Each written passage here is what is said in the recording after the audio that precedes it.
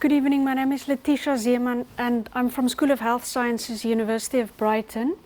And I'm going to talk to you about the Health for LGBTI training. And the training is based on a project that we did for the European Commission that ran over a period of 2 years from 2016 to 2018. And the project would specifically aim to try and help reduce the health inequalities and healthcare inequalities of LGBTI people.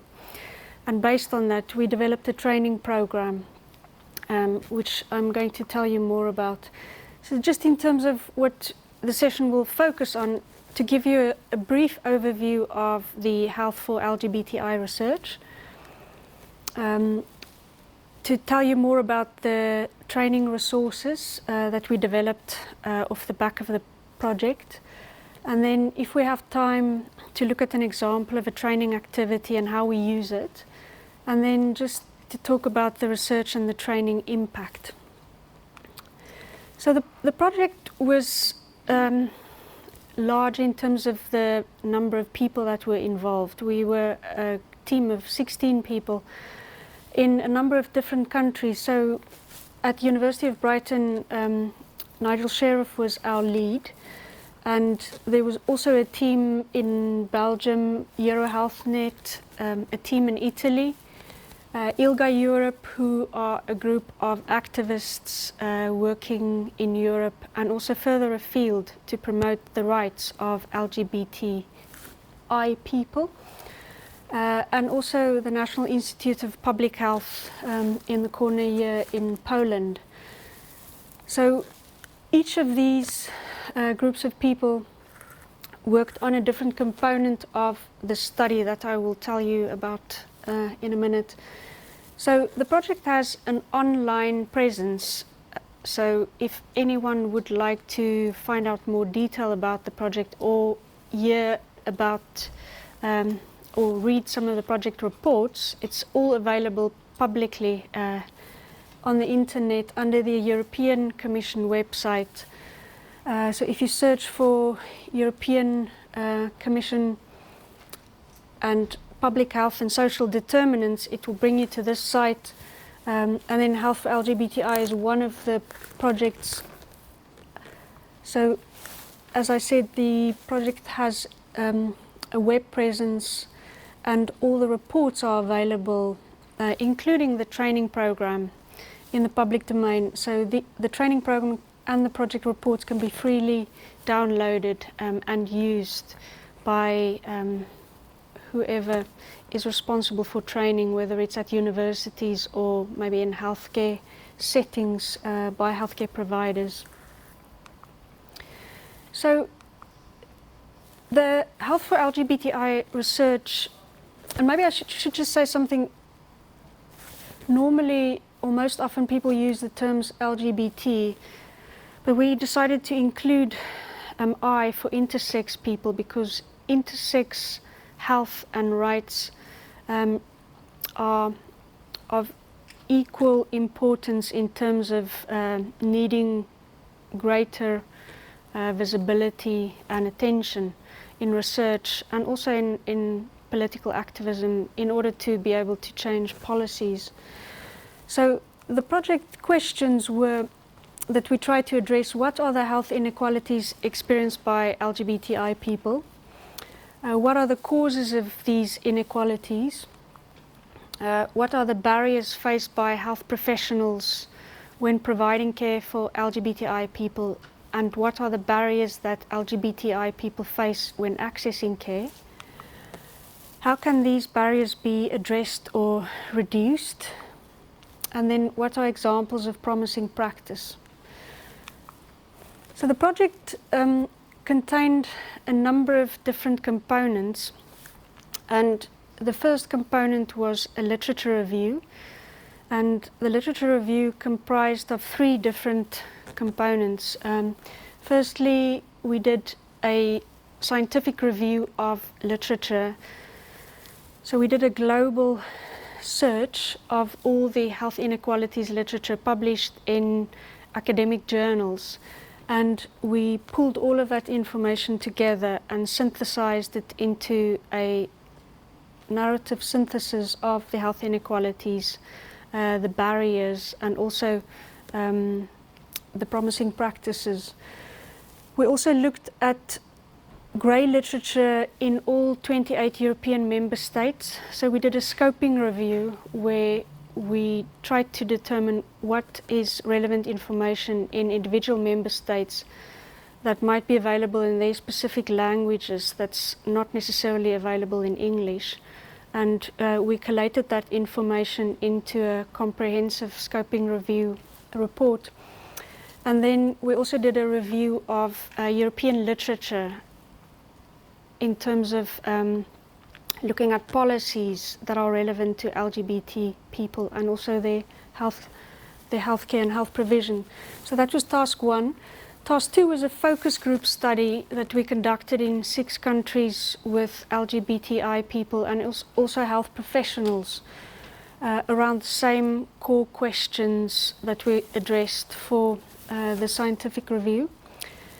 The third component then was to develop a training program for health professionals to try and improve the knowledge, attitudes and skills of health professionals.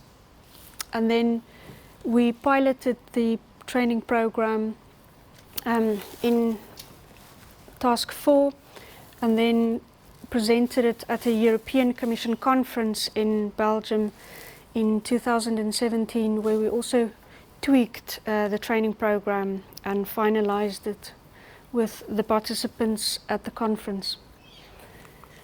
So the training program was piloted in 6 countries, and it was the same 6 countries that we utilized for the focus groups with health professionals and LGBTI people. So we piloted the training program in the United Kingdom, and Nick Groves very kindly helped us to pilot the training program here at BSUH, and other people were also involved, like Rosh, who's here this evening, who we are grateful for. The program was also piloted in Belgium, Italy, Bulgaria, Poland, and Lithuania. We tried to choose a spread of countries where we knew LGBTI people were protected legally and had rights, and also countries where it's harder for LGBTI people to live freely and have equal access to full participation in life. So what did LGBTI people tell us? So these narratives were taken from the focus groups with LGBTI people and contain some of the views of LGBTI people. Oh. Thank you.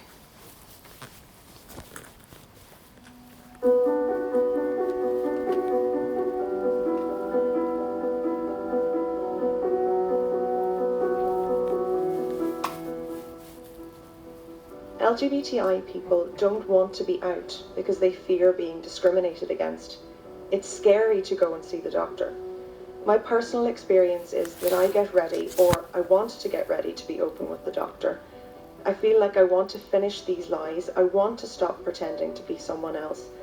I get all possible answers ready, but then when I see the doctor and tell them the truth, they still don't understand me. My GP has looked after me since I was a baby, so I continued to go to her. Recently, she began making inappropriate comments that I'm unlucky in my life, perhaps because I'm single at my age. So, I've never discussed this topic with her. She's a person whom I cannot trust. I have been present during my female partner's medical consultations. When it comes to a gynecological assessment, they start with questions like, is it painful during intercourse? You have to have a more active sexual life, as otherwise this and this might happen. It's not about discrimination. It's more about the fact that at one point you feel like you've been given a nice cold shower. So, you immediately feel like you can't share anything with that doctor. I feel horrible when they refer to me as she, only because it is in my documents. So there was a situation. I went to see an eye doctor. I asked to be referred as he. Funnily, when I came, they were saying he all the time. Then they read she in my documents, and that was it. I was referred to as she for the rest of my visit. I felt horrible, and I hate to hear this. My doctor referred me to my local mental health trust in my area, and they took me on. The first healthcare provider talked with me and said, "Well, I know nothing about gender identity. I don't know how to help you. Who can help you?" I mentioned a health center specializing in trans people. She replied, "Oh, I didn't know that existed." She referred me, but that was a long process. It was malice to start with, then incompetence on the next. Bisexual men. Never tell anything to anyone, including doctors. A bisexual man is seen as an HIV-positive person who comes to this normal world. It means that it is very hard, even more hard, to be open with a doctor when they have some sexually transmitted diseases. I believe in this case a lot of partners remain unsafe. When you look around the centers for elderly people where sexuality is a taboo, then what do you expect? Homosexuality is an even bigger taboo, of course. They don't know how to deal with it. My great aunt was in such a center. She was 92 years old, and she had lived her whole life with a woman, and they were aware of that. But the whole time she was bothered by a man.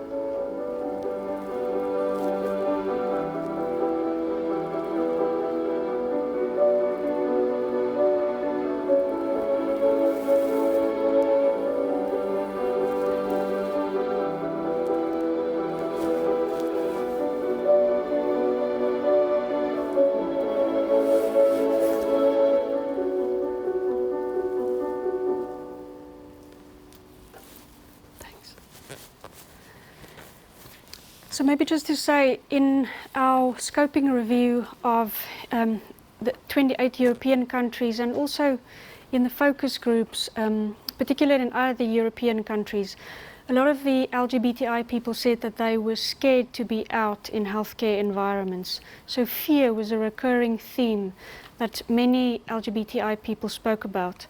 And we found the same in health professionals who were LGBTI themselves, that they said that sometimes they feel that they do not, they cannot come out in clinical encounters or in the clinical environment because they are concerned about marginalization and discrimination.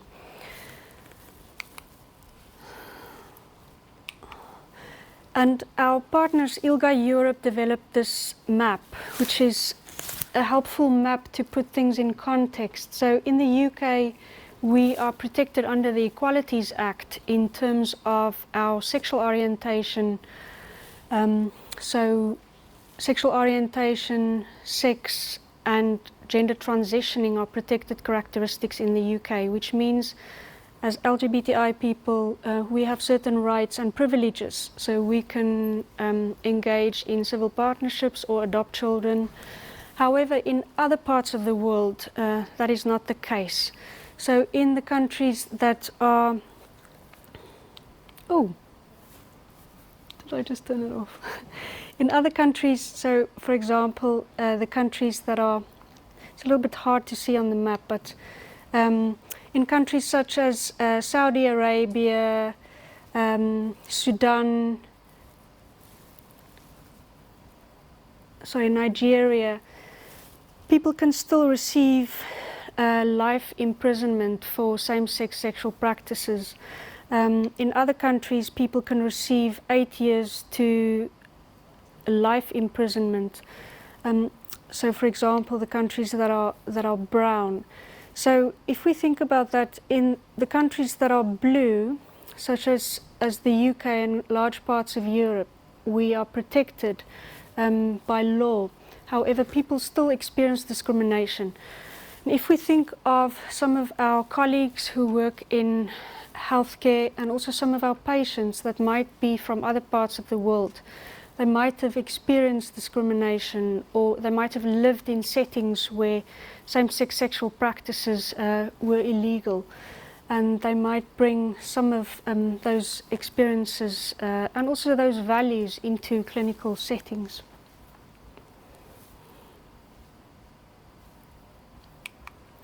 So in terms of the training then, so what did we base the training course on? So we based it on the scientific review of journal papers that were published, pulling research together, on the comprehensive scoping review of 28 member states, and also on the focus group with LGBTI people and health professionals. And the main objectives of the training were to build capacity and expertise of health professionals in overcoming barriers to care for LGBTI people. And by doing so, to try and help reduce the health and healthcare inequalities of LGBTI people. So the focus of the training was to improve knowledge, skills and attitudes of health professionals when they provide care for LGBTI people. And then the content of the training, so we developed it as 4 modules, and the first module was around terminology and concepts, and to give an overview of LGBT health. So if we think of terminology and concepts, health professionals told us that they often feel out of their depth or uncomfortable because language is a living thing and terminology keeps changing. And people were also unsure what kind of terminology is okay to use, because some of the terminology might be perceived as stigmatizing or labeling or reductionist of LGBTI people in their lives. So we spend a little bit of time to talk about terminology, to try and flesh it out and to try and develop a joint understanding with the participants to be able to agree on what kind of terms to use and where things are changing, because sometimes participants might bring certain views of certain terminology and connotations that is maybe in flux or changing. So for example, the term queer, so a lot of people might identify as queer, where some of our participants said that for them the word queer has a derogatory connotation to it. So it's interesting how concepts differ depending on people's past life experiences, or maybe what they've been exposed to, or maybe academic settings where they might have learned. So in terms of queer theory kind of questions terminology that might fix people's identity or label people. So that's why we spend a little bit of time talking about terminology and concepts. We also talk about the health inequalities in terms of what the health inequalities are. So we give an overview of the research and the global research to try and make some of these inequalities visible, and in what kind of areas. So we look at mental health, we look at general physical health, and also cancer care for particular populations such as LGBT people and also intersex people. Maybe just to say that in terms of the general health profile for both trans and intersex people, but particularly intersex people, there's very limited information out there compared to some of the other populations, for example, gay men. We also look at communication and practice, so to try and do activities, case studies, maybe look at videos around what inclusive practice might look like in terms of language and how we communicate with people, but also practice environments. So what can we do around things like documentation to make documentation more open and inclusive, and also the environment so that people feel the environment is LGBT friendly. So it's lovely to see here at BSUH the big posters around LGBT health and healthcare, which is a positive kind of move towards helping people feel more comfortable when they access healthcare in the setting. And then the final module is around trans and intersex health. because both in the research, in the focus groups, and also in what health professionals said, is that they said they feel particularly out of their depth around trans and intersex health, and both around terminology and also specific health needs and how to accommodate those for trans and intersex people. So there's a distinct module on that. Oh, sorry. I'll just stop this.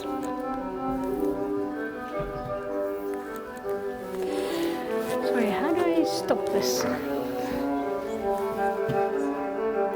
Oh, sorry. I'm not sure if we're going to have enough time to look at the video. Yeah, I don't think we won't have time to watch that. Okay. So maybe if we have time afterwards, we can watch a video. But the videos, as an example of what we use in the training activities, will be available with the slides if people want to see afterwards. But I think we're kind of a bit limited for time. So maybe if we can go on to the next slide. Oh, next one. Yes, so we'll go there. Yeah, so maybe just an example around inclusive environment. So one of the things we try and address is what does an inclusive environment look like? So for example, bathrooms is always a contested space. It's sometimes a space of high anxiety for particularly maybe trans people. So we try and look at how might more inclusive maybe bathroom settings look like. We also think about things such as if a trans person is admitted into a ward that's maybe single sex or a unit, what are the considerations that has to be taken into account? So are they admitted under the gender that they were assigned at birth or their preferred gender identity? And also then what has to be considered in terms of maybe public facilities or facilities that are available for them or that might not be available. Maybe issues around other patients and their perceptions and how do you deal with that. And also the staff in terms of maybe how do the staff accommodate maybe people's values that might differ around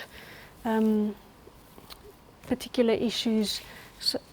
So we consider these issues around case studies to make it accessible and to be able to also draw on the knowledge that participants bring to the training of their own experiences of maybe providing care or accessing care. Maybe then just the last slide in terms of the impact of the research and training. So the training was evaluated as part of the project, and the evaluation report is available in the public domain. But overwhelmingly, those people who participated in the training said that they found great benefit from attending the training in terms of feeling more comfortable around things like terminology, feeling more openness to be able to speak to LGBTI people and how to speak, to be able to foster and facilitate inclusive and LGBTI-friendly practice. So we've utilized the training in undergraduate curriculum at the University of Brighton for nursing students, and also latterly with the help of Duncan and Lauren and Carrie. We've just started doing sessions for the medical students in year 2, specifically geared around this training. We've disseminated it widely in a range of different countries, and the training's also been translated into other languages such as Japanese and Portuguese.